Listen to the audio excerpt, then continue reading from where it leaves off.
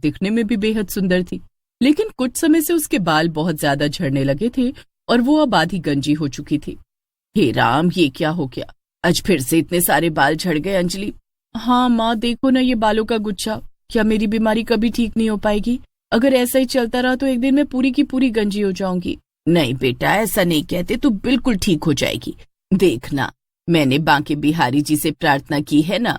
अंजलि जब भी कॉलेज जाती वो अपने सिर पर हेड स्कार्फ पहन कर जाती, लेकिन एक दिन अचानक से उसका हेड स्कार्फ निकल गया और सभी ने उसके आधे गंजे सिर को देख लिया।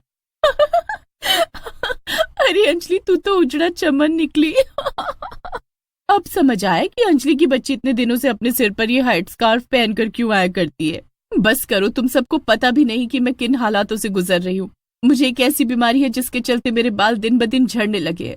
मेरे पापा ने कई सारे बड़े बड़े डॉक्टरों को दिखाया, लेकिन कोई उपाय नहीं निकल पाया है। बहुत कम लोगों को ये बीमारी होती है और बदकिस्मती से मैं उन लोगों में से एक हूँ।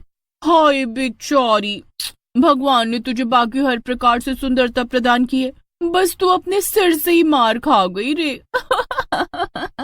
गंजापन मुबारक हो मेरी बहन। सभी ने उसका खूब मजाक उड़ाया और वो बहुत दुखी हो गई, लेकिन उसने हिम्मत नहीं हारी। वो हर रोज किसी न किसी तरह का आयुर्वेदिक या घरेलू उपाय इस्तेमाल करके अपने बालों को ठीक करने का प्रयास करती, लेकिन कोई फायदा नहीं मिलता। पापा, मैं अब थक चुकी हूँ। देखिए, मेरा सिर अब लगभग गंजा हो ही चुका है। मैं किसी को मुंह दिखाने लायक नहीं रही। अंजलि का सिर अब पूरी तरह से गंजा हो चुका था, जिस कारण वो अब अपनी पढ़ाई पर भी बहुत कम ध्यान दे रही थी और परीक्षा में उसे नंबर भी बहुत कम आए। अंजलि, तुमसे ये उम्मीद नहीं थी। तुम तो पूरी क्लास में अव्वल आती हो ना, ऐसे में तुम्हें इतने कम नंबर कैसे आए? क्या हो गया तुम्हें?